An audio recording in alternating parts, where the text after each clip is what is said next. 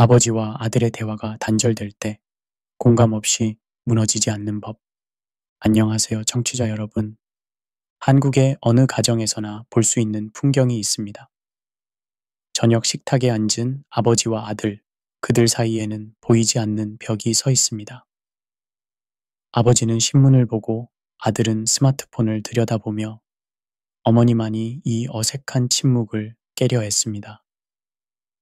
이것은 단순한 세대 갈등이 아닙니다. 이것은 현대사회가 만들어낸 새로운 형태의 가족 해체입니다. 통계청 자료에 따르면 한국 아버지들이 자녀와 대화하는 시간은 하루 평균 12분에 불과합니다. 반면 일본은 18분, 미국은 32분입니다. 우리는 세계에서 가장 바쁜 아버지들을 가지고 있으면서 동시에 가장 소통하지 않는 부자 관계를 만들어내고 있습니다. 하지만 여기서 약간의 냉소적 관점을 덧붙이자면 현대의 자기계발서들은 이런 문제를 마치 몇 가지 소통 기법만 배우면 해결될 것처럼 단순화합니다. 적극적 경청을 하세요. 감정을 표현하세요. 공감 능력을 기르세요. 라고 말하지만 실제로는 그보다 훨씬 복잡한 심리적, 사회적, 문화적 구조가 작용하고 있습니다. 이 책은 그런 표면적인 조언을 넘어서 왜 아버지와 아들이 대화를 멈추게 되는지의 근본적인 원인을 탐구하고 현실적이고 실천 가능한 해결책을 제시합니다. 우리는 이해하려 애쓰기보다는 먼저 존중하는 법을 배워야 합니다. 때로는 완벽한 소통보다 평화로운 공존이 더 현명한 선택일 수 있습니다. 제1장 한국 남성의 감정 구조, 침묵으로 사랑하는 아버지들. 한국의 아버지들은 독특한 감정 구조를 가지고 있습니다. 이것은 개인적인 성격의 문제가 아니라 수십 년간 형성된 사회문화적 산물입니다. 1960년대부터 1980년대까지 한국은 급속한 산업화와 근대화를 겪었습니다. 이 시기에 성장한 아버지 세대는 남자는 강해야 한다는 사회적 압박 속에서 감정 표현을 억압하는 법을 배웠습니다. 심리학자 다니엘 골먼의 감정지능 이론에 따르면 감정 인식과 표현은 학습되는 능력입니다. 하지만 한국의 아버지들은 이런 학습 기회를 박탈당했습니다. 대신 그들은 묵묵히 희생하는 것들, 사랑의 표현으로 배웠습니다. 새벽 6시에 일어나 밤 10시에 들어오는 아버지, 가족을 위해 자신의 꿈을 포기한 아버지, 한 번도 사랑한다는 말을 하지 않았지만 자녀의 학비를 위해 평생을 일한 아버지. 이것이 바로 한국 아버지들의 사랑 언어입니다. 신경과학 연구에 따르면 감정을 표현하지 않는 습관은 뇌의 신경 경로를 변화시킵니다. 브로카 영역과 베르니케 영역 사이의 연결이 약해지면서 감정을 언어로 번역하는 능력이 실제로 저하됩니다. 즉, 한국의 아버지들은 사랑을 느끼지 않는 것이 아니라 그것을 말로 표현하는 신경 경로가 발달하지 않은 것입니다. 여기서 약간의 냉소적 관점을 덧붙이자면 현대 사회는 이런 아버지들을 감정적으로 미성숙하다고 비판합니다. 하지만 정작 그들이 밤낮으로 일해서 만든 경제적 안정 위에서 자유롭게 감정을 표현할 수 있게 된 것은 아닌지 생각해 볼 필요가 있습니다. 감정 표현의 자유는 경제적 여유가 있을 때 가능한 사치일 수도 있습니다. 철학자 비트겐슈타인은 언어의 한계가 세계의 한계라고 말했습니다. 한국의 아버지들에게는 감정을 표현할 언어가 부족했습니다. 그들의 세계에서 사랑은 말이 아니라 행동으로 표현되는 것이었습니다. 월급 봉투를 고스란히 집에 가져다 주는 것, 자녀의 운동회에 참석하는 것, 아픈 가족을 위해 밤새 간병하는 것, 이 모든 것이 그들만의 사랑 언어였습니다. 그런데 지금의 아들 세대는 다른 언어를 사용합니다. 그들은 아빠, 사랑해요 라는 직접적인 표현을 원하고 감정적 교감을 중요하게 생각합니다. 이것은 틀린 것이 아닙니다. 하지만 아버지의 언어를 이해하지 못한다면 영원히 평행선을 그을 수밖에 없습니다. 심리학자 존 가트먼의 연구에 따르면 관계에서 중요한 것은 완벽한 소통이 아니라 수용입니다. 서로 다른 감정 표현 방식을 인정하고 받아들일 때 비로소 진정한 연결이 시작됩니다. 아들이 아버지의 침묵 속에 숨겨진 사랑을 읽을 수 있고 아버지가 아들의 직접적인 표현 욕구를 이해할 수 있을 때 새로운 관계가 가능해집니다. 제2장 세대 간 가치관의 충돌, 인내 혹은 표현 1950년대에 태어난 아버지와 1980년대에 태어난 아들이 같은 언어를 사용한다는 것은 기적에 가깝습니다. 이들 사이에는 단순히 30년의 시간 차이가 아니라 완전히 다른 세계관과 가치 체계가 존재합니다. 아버지 세대는 집단주의 문화에서 성장했습니다. 사회학자 기어트 호프스테드의 문화 차원 이론에 따르면 집단주의 문화에서는 개인의 감정보다 집단의 조화가 우선됩니다. 한국의 전통적인 가족 문화에서 아버지는 가장으로서의 권위와 책임을 동시에 져야 했습니다. 그들에게 감정 표현은 가족의 안정을 해칠 수 있는 위험한 행위였습니다. 반면 아들 세대는 개인주의 문화의 영향을 받았습니다. 1990년대 이후 한국 사회의 급격한 서구화와 함께 개인의 감정과 욕구를 중요하게 여기는 문화가 자리 잡았습니다. 이들에게 감정 표현은 건강한 관계의 필수 요소입니다. 여기서 흥미로운 것은 뇌과학적 차이입니다. 신경과학자 존 카시오포의 연구에 따르면 집단주의 문화에서 성장한 사람들의 뇌는 타인의 감정을 읽는 능력이 더 발달되어 있습니다. 즉, 한국의 아버지들은 말하지 않아도 상대의 기분을 알아채는 능력이 뛰어납니다. 그들은 아들의 표정만 봐도 무슨 일이 있었는지 알 수 있지만 그것을 언어로 표현하지 않습니다. 반대로 개인주의 문화에서 성장한 아들들은 직접적인 언어 소통에 더 의존합니다. 그들에게는 명확한 언어적 표현이 없으면 진정한 소통이 이루어지지 않았다고 느껴집니다. 이런 차이는 갈등의 원인이 되기도 하지만 동시에 보완적 관계의 기초가 될 수도 있습니다. 철학자 거르크 비렐름 프리드리히 헤겔의 변증법적 사고를 적용해 보면 아버지의 정과 아들의 반이 만나 새로운 합을 만들어낼 수 있습니다. 여기서 약간의 냉소적 관점을 덧붙이자면 현대사회는 마치 감정 표현이 많을수록 건강한 관계인 것처럼 포장합니다. 하지만 실제로는 과도한 감정 표현이 오히려 관계를 피곤하게 만들 수도 있습니다. SNS에서 매일 사랑해요를 외치는 커플들이 정작 현실에서는 더 빨리 헤어지는 현상을 보면 표현의 양이 관계의 질을 보장하지는 않는다는 것을 알 수 있습니다. 중요한 것은 서로의 가치관을 이해하고 존중하는 것입니다. 아버지의 인내와 묵묵함이 시대착오적인 것이 아니라 그 나름의 지혜와 깊이가 있다는 것을 인정해야 합니다. 동시에 아들의 표현 욕구도 자연스럽고 건강한 것임을 받아들여야 합니다. 제3장 침묵의 언어학, 말하지 않는 소통의 과학. 인간의 소통에서 언어가 차지하는 비중은 실제로 생각보다 작습니다.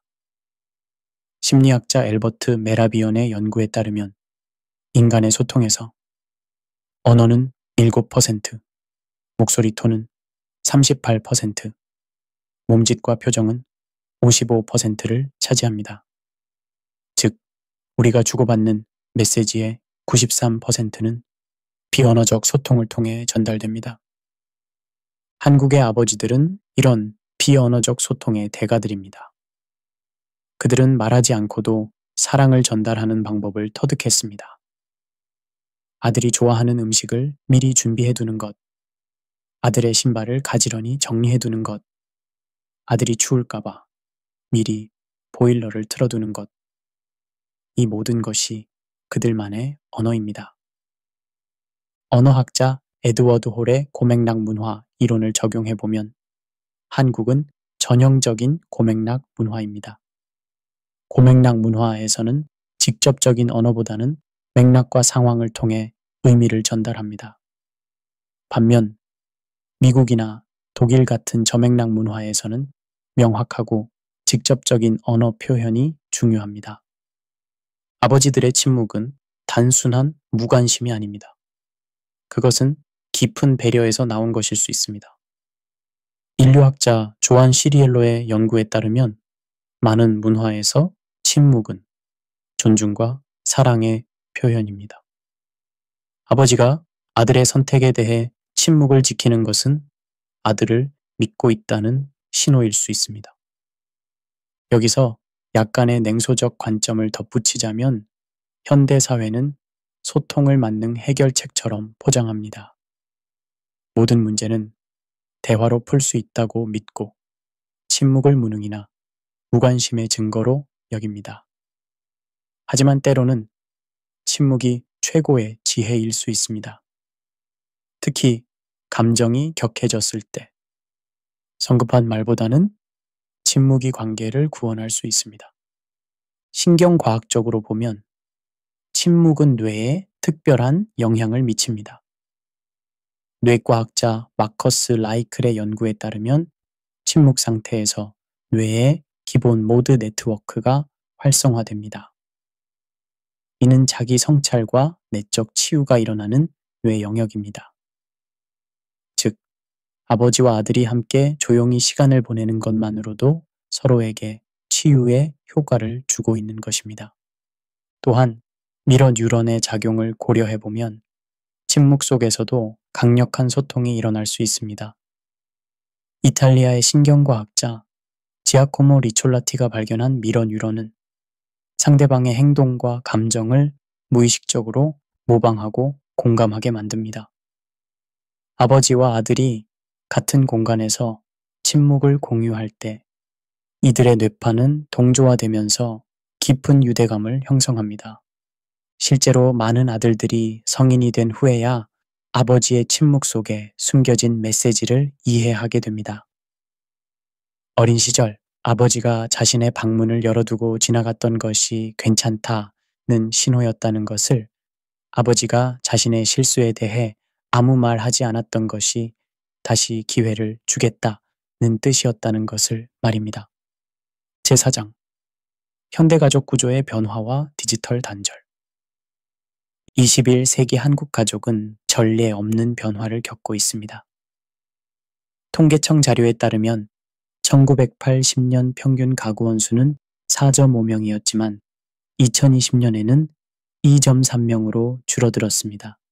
핵가족에서 더 나아가 1인 가구가 30%를 넘어선 상황입니다. 이런 구조적 변화는 부자관계에도 근본적인 영향을 미치고 있습니다. 과거의 대가족 제도에서는 할아버지, 아버지, 아들이 자연스럽게 남성 간의 소통 방식을 학습할 수 있었습니다. 사회학자 탈코트 파슨스의 사회화 이론에 따르면 가족은 개인이 사회의 규범과 가치를 학습하는 1차 집단입니다. 하지만 현재의 핵가족 구조에서는 이런 학습 기회가 현저히 줄어들었습니다. 더욱 심각한 문제는 디지털 기술의 침투입니다. 한국정보화진흥원의 조사에 따르면 한국인의 1일 평균 스마트폰 사용 시간은 4시간 20분입니다. 특히 10대와 20대는 6시간을 넘어섭니다. 이는 가족 간 대면 소통 시간을 급격히 감소시키고 있습니다.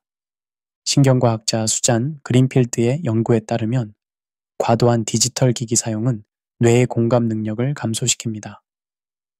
특히 전두엽 피질의 발달이 저해되면서 타인의 감정을 읽고 이해하는 능력이 약화됩니다.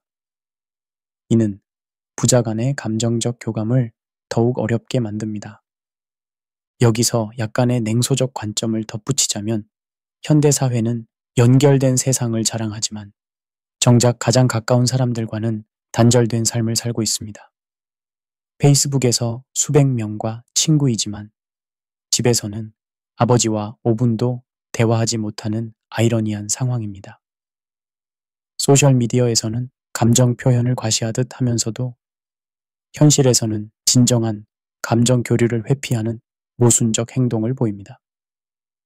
하지만 이런 변화가 반드시 부정적인 것만은 아닙니다. 디지털 기술은 새로운 소통의 가능성도 제공합니다. 많은 아버지들이 직접 말하기 어려운 감정을 문자 메시지나 카카오톡으로 표현하고 있습니다. 이는 전통적인 한국 아버지들에게는 새로운 감정 표현의 창구가 될 수 있습니다. 심리학자 셰리 터클의 연구에 따르면 디지털 소통은 편집된 자아를 표현할 수 있게 해줍니다. 즉, 평소에 감정 표현이 어려운 아버지들도 문자를 통해서는 더 자유롭게 마음을 전달할 수 있습니다. 실제로 많은 가족들이 아버지가 카톡으로는 재미있는 사람이라고 말합니다. 중요한 것은 디지털 기술을 단절의 원인이 아니라 소통의 도구로 활용하는 것입니다. 아버지와 아들이 함께 영화를 보거나 같은 게임을 하거나 공통의 관심사를 온라인에서 공유하는 것은 새로운 형태의 유대감을 만들어낼 수 있습니다. 제5장 감정 표현의 문화적 차이와 진화. 감정 표현은 문화적으로 학습되는 행동입니다. 인류학자 루스 베네딕트의 문화 상대주의 관점에서 보면 어떤 문화도 다른 문화보다 우월하지 않습니다. 한국의 전통적인 감정 표현 방식과 서구의 직접적 표현 방식은 각각의 장단점을 가지고 있습니다. 한국 전통 문화에서 남성의 감정 표현은 절제와 품격을 중시했습니다. 유교 문화의 영향으로 군자는 감정에 휘둘리지 않고 이성적 판단을 유지해야 한다고 여겨졌습니다. 이런 문화적 배경에서 성장한 아버지들에게 감정 표현은 때로 약함의 징표로 인식될 수 있습니다. 하지만 현대 심리학은 감정 표현의 중요성을 강조합니다. 다니엘 골먼의 감정지능 이론에 따르면 감정을 적절히 인식하고 표현하는 능력은 개인의 성공과 행복의 중요한 요소입니다. 특히 아동 발달 심리학에서는 부모의 감정 표현이 자녀의 정서 발달에 미치는 영향을 강조합니다. 여기서 흥미로운 것은 뇌과학적 차이입니다. 문화신경과학자 조한 최의 연구에 따르면 동양인과 서양인의 뇌는 감정 처리 방식이 다릅니다. 동양인은 맥락과 상황을 더 중시하는 뇌 구조를 가지고 있어서 직접적인 언어 표현보다는 상황적 단서를 통해 감정을 파악하는 능력이 뛰어납니다. 반면 서양인은 언어적 표현을 통한 감정 소통에 더 특화된 뇌 구조를 가지고 있습니다. 이는 문화적 진화의 결과로 수천 년간 형성된 소통 방식이 뇌 구조에까지 영향을 미친 것입니다. 여기서 약간의 냉소적 관점을 덧붙이자면 현대사회는 서구식 감정 표현을 마치 정답인 것처럼 포장합니다. 상담 심리학이나 자기계발 산업에서 제시하는 건강한 소통 방식은 대부분 서구 문화에서 개발된 것들입니다. 하지만 이런 방식이 모든 문화와 개인에게 적합한 것은 아닙니다. 실제로 일부 연구에서는 과도한 감정 표현이 오히려 스트레스를 증가시킬 수 있다는 결과를 보고하기도 합니다. 심리학자 제임스 페니베이커의 연구에 따르면 감정을 억압하는 것도 문제이지만 과도하게 표출하는 것도 정신 건강에 해롭습니다. 중요한 것은 각자의 문화적 배경과 개인적 성향에 맞는 감정 표현 방식을 찾는 것입니다. 아버지가 직접적으로 사랑한다고 말하지 않더라도 그의 행동과 관심에서 사랑을 읽어내는 것도 하나의 소통 방식입니다. 반대로 아들이 더 직접적인 표현을 원한다면 아버지도 서서히 그런 방식을 학습해 나갈 수 있습니다. 제6장 기억과 추억을 통한 관계 회복의 심리학. 인간의 기억은 단순한 정보 저장소가 아닙니다. 신경과학자 린 낸델의 연구에 따르면 기억은 매번 회상할 때마다 재구성되는 역동적인 과정입니다. 특히 감정과 연결된 기억은 뇌의 편도체와 해마의 상호작용을 통해 더욱 생생하게 보존됩니다. 아버지와 아들 사이에 쌓인 좋은 기억들은 관계 회복의 강력한 도구가 될 수 있습니다. 심리학자 마틴 셀리그만의 긍정심리학 이론에 따르면 긍정적인 기억을 회상하는 것은 현재의 관계에도 긍정적 영향을 미칩니다. 뇌에서 긍정적 감정과 연관된 도파민과 세로토닌이 분비되면서 상대방에 대한 호감도가 증가합니다. 어린 시절 아버지와 함께했던 낚시, 축구 경기 관람, 여행 등의 기억은 둘 사이의 감정적 자산입니다. 이런 기억들은 현재의 갈등이나 어색함을 완화시키는 완충 역할을 합니다. 특히 한국의 아버지들은 직접적인 감정 표현보다는 이런 공유된 경험을 통해 애정을 표현하는 경향이 있습니다.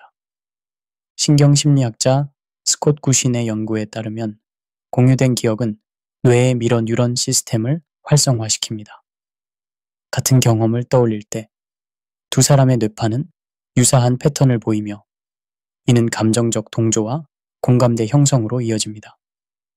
여기서 약간의 냉소적 관점을 덧붙이자면 현대 사회는 지금 여기에 소통만을 강조합니다. 과거는 이미 지나간 거지고 현재의 문제 해결에는 도움이 되지 않는다고 여깁니다.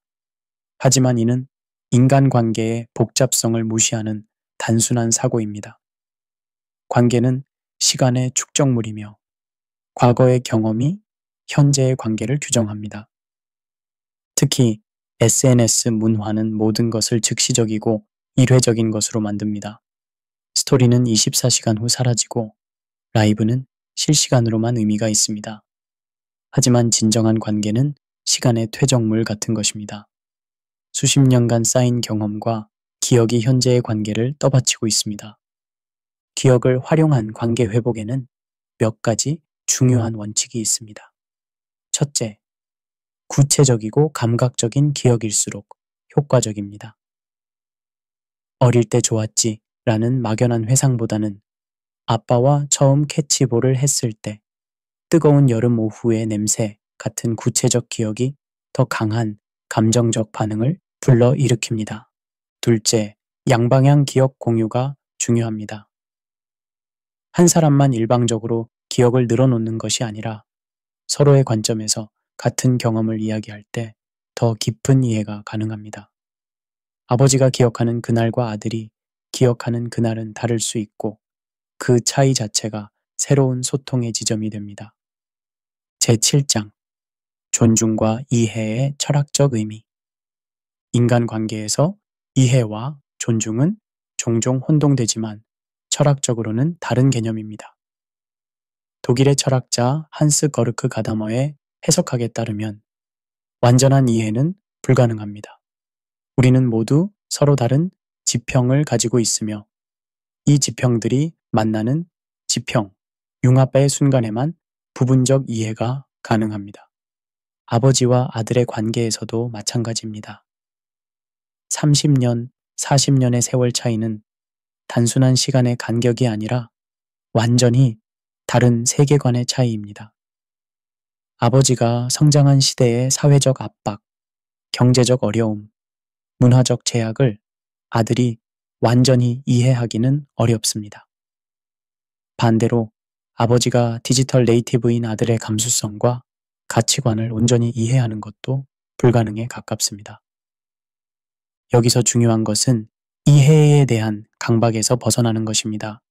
프랑스의 철학자 엠마뉘엘 레비나스는 타자의 얼굴을 통해 윤리의 근원을 설명했습니다. 타자는 나와 완전히 다른 존재이며 그렇기 때문에 존중받아야 한다는 것입니다. 이해할 수 없기 때문에 무시하는 것이 아니라 이해할 수 없기 때문에 더욱 존중해야 합니다. 심리학자 칼 로저스의 인본주의 상담 이론에서도 무조건적 긍정적 관심을 강조합니다. 상대방을 완전히 이해하지 못하더라도 그 존재 자체를 받아들이고 존중하는 태도가 치유적 관계의 기초가 됩니다. 여기서 약간의 냉소적 관점을 덧붙이자면 현대의 소통 문화는 이해를 만능 키로 여깁니다. 서로를 이해하면 모든 문제가 해결된다는 식의 단순한 사고가 팽배합니다. 하지만 이는 현실을 지나치게 단순화한 것입니다. 때로는 이해하지 못하는 채로 공존하는 것이 더 현명한 선택일 수 있습니다. 특히 자기개발 산업에서 판매하는 공감 능력 향상이나 소통기술 습득 같은 상품들은 인간관계를 마치 기술적 문제처럼 접근합니다. 하지만 관계는 기술이 아니라 존재의 문제입니다. 완벽한 소통 기술을 가져도 상대방을 존중하지 않으면 진정한 관계는 불가능합니다. 철학자 마르틴 부버의 나와 너 이론을 적용해 보면 건강한 관계는 나 그것 관계가 아니라 나 너 관계입니다. 상대방을 이해의 대상이나 분석의 객체로 보는 것이 아니라 나와 동등한 주체로 인정하는 것입니다. 아버지와 아들의 관계에서도 마찬가지입니다. 서로를 완전히 이해하려 애쓰기보다는 각자의 고유성과 독립성을 인정하고 존중하는 것이 더 중요합니다. 아버지의 침묵을 소통 부족으로 문제화하기보다는 그것도 하나의 존재 방식으로 받아들이는 것입니다. 제8장 현실적 해결책과 실천 방안 이론적 이해를 넘어서 이제는 실제로 적용 가능한 구체적 방법들을 살펴보겠습니다. 부자 관계 개선은 하루아침에 이루어지지 않으며 작은 변화부터 시작해야 합니다. 첫 번째 원칙은 대화가 아닌 동행입니다. 한국의 아버지들은 직접적인 대화보다 함께 무언가를 하는 것을 더 편안해합니다. 심리학자 게리 체프먼의 사랑의 언어 이론에 따르면 사람마다 사랑을 받고 표현하는 방식이 다릅니다. 한국의 많은 아버지들은 함께하는 시간과 봉사의 행동을 통해 사랑을 표현합니다. 구체적으로는 함께 걷기, 운전하기, 같은 공간에서 각자의 일 하기 등이 효과적입니다. 신경과학적으로 보면 나란히 앉거나 걸을 때 뇌의 동조화가 일어납니다. 마주보고 대화할 때보다 오히려 더 깊은 교감이 가능합니다. 두 번째 원칙은 과거의 기억 활용입니다. 앞서 언급했듯이 긍정적인 공유 기억은 관계 회복의 촉매제 역할을 합니다. 아빠, 어릴 때 우리가 같이 갔던 그 식당 기억나세요? 같은 구체적 기억을 꺼내는 것이 요즘 어떻게 지내세요? 같은 추상적 질문보다 훨씬 효과적입니다. 세 번째 원칙은 기대치 조정입니다. 서구식 가족 드라마에서 보는 것 같은 극적인 화해나 감동적인 대화를 기대해서는 안 됩니다.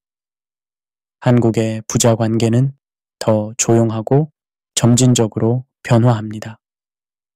작은 변화를 알아차리고 인정하는 것이 중요합니다. 여기서 약간의 냉소적 관점을 덧붙이자면 현대 사회는 모든 것에 즉각적인 결과를 요구합니다. 관계 개선도 마치 다이어트나 영어 공부처럼 3개월 완성 프로그램이 있을 것이라고 착각합니다. 하지만 수십 년간 형성된 관계 패턴은 그만큼의 시간을 들여야 변화할 수 있습니다. 네 번째 원칙은 매개체 활용입니다. 직접적인 소통이 어려울 때는 매개체를 활용하는 것이 효과적입니다. 함께 영화를 보거나 스포츠 경기를 관람하거나 공통의 관심사를 찾는 것입니다. 특히 한국의 아버지들은 축구, 야구 같은 스포츠나 뉴스, 시사 프로그램을 통한 간접적 소통을 선호합니다. 다섯 번째 원칙은 언어적 표현의 점진적 확장입니다. 갑자기 사랑해요 라고 말하기는 어려워도 고생하셨어요. 고맙습니다. 같은 간단한 표현부터 시작할 수 있습니다. 신경과학적으로 보면 새로운 언어 패턴은 반복을 통해 뇌에 각인됩니다. 작은 표현들이 쌓이면서 점차 더 깊은 감정 표현이 가능해집니다. 6번째 원칙은 비언어적 소통 개발입니다. 한국의 부자 관계에서는 종종 비언어적 소통이 더 효과적입니다. 어깨를 두드리기, 함께 술 한잔하기, 좋아하는 음식 챙겨주기 등이 말보다 강력한 메시지를 전달할 수 있습니다. 제9장 성경적 관점에서 본 부자 관계의 치유. 부자 관계의 문제는 단순히 심리적이나 사회적 차원에만 국한되지 않습니다. 성경은 가족 관계를 하나님께서 정하신 거룩한 질서로 보며 이 안에서 일어나는 갈등과 치유에 대해 깊은 통찰을 제공합니다. 특히 구약과 신약을 통해 나타나는 다양한 부자 관계의 사례들은 현대의 우리에게도 여전히 유효한 지혜를 전달합니다. 구약 성경에서 가장 인상적인 부자 관계 중 하나는 다윗과 그의 아들 압살롬의 이야기입니다. 사무엘하 18장 33절을 보면 압살롬이 반역을 일으켰을 때 다윗은 내 아들 압살롬아, 내 아들 압살롬아, 내가 너를 대신하여 죽었더면 압살롬 내 아들아 라며 절규했습니다. 이는 아들의 잘못에도 불구하고 변하지 않는 아버지의 사랑을 보여줍니다. 신약에서는 누가복음 15장 20절에서 탕자의 비유가 부자 관계 회복의 완벽한 모델을 제시합니다. 아버지는 돌아오는 아들을 멀리서부터 보고 달려가 목을 안고 입을 맞춥니다. 여기서 중요한 것은 아버지가 먼저 행동했다는 점입니다. 아들의 사과나 변명을 기다리지 않고 조건 없는 사랑으로 받아들였습니다. 심리학자 고든 유펠드의 애착 이론을 성경적 관점에서 해석해보면 하나님과 인간의 관계가 바로 완벽한 애착 관계의 모델입니다. 우리가 아직 죄인 되었을 때에 그리스도께서 우리를 위하여 죽으심으로 하나님께서 우리에 대한 자기의 사랑을 확증하셨느니라. 로마서 5장 8절. 이는 조건적 사랑이 아닌 무조건적 수용의 원리를 보여줍니다. 여기서 약간의 냉소적 관점을 덧붙이자면 현대 기독교 문화에서조차 성경적 가족관이 왜곡되는 경우가 많습니다. 순종과 효도를 강조하면서도 정작 사랑과 이해는 간과하는 경우가 빈번합니다. 또한 서구적 개인주의 문화의 영향으로 성경의 공동체적 가족관을 제대로 이해하지 못하는 현상도 나타납니다. 성경적 부자 관계의 핵심은 상호 존중입니다.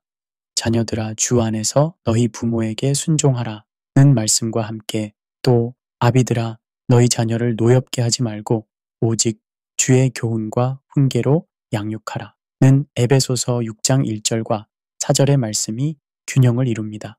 즉 일방적인 순종이 아니라 서로에 대한 책임과 배려가 강조됩니다. 구약의 지혜서들은 세대 간 소통에 대한 실용적 조언을 제공합니다.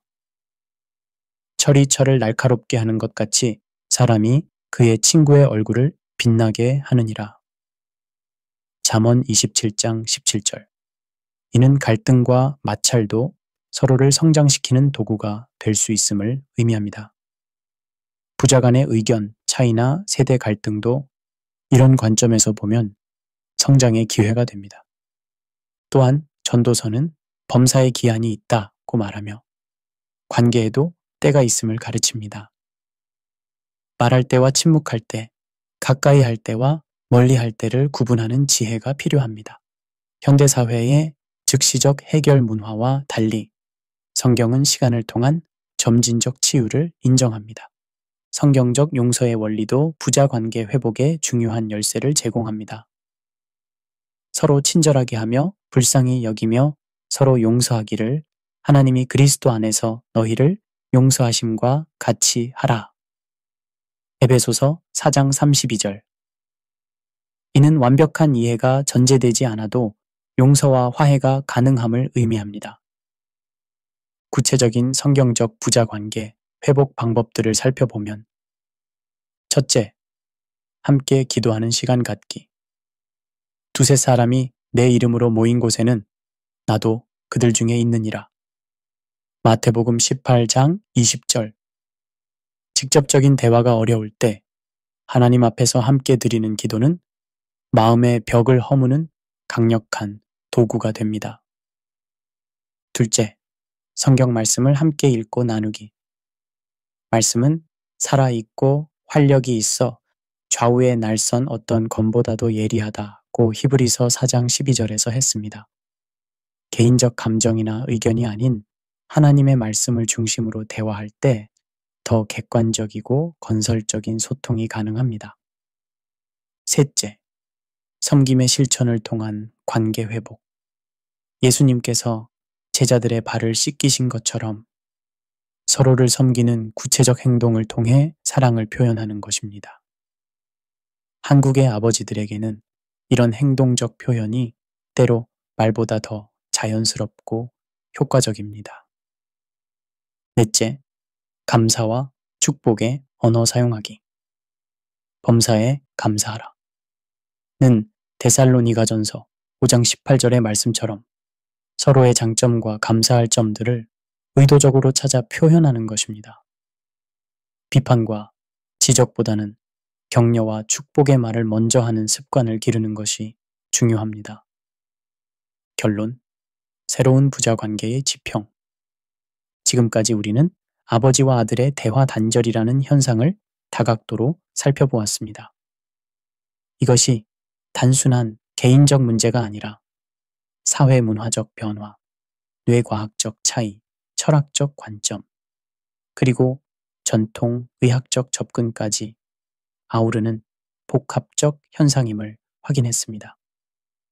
무엇보다 중요한 깨달음은 완벽한 소통이라는 환상에서 벗어나는 것입니다.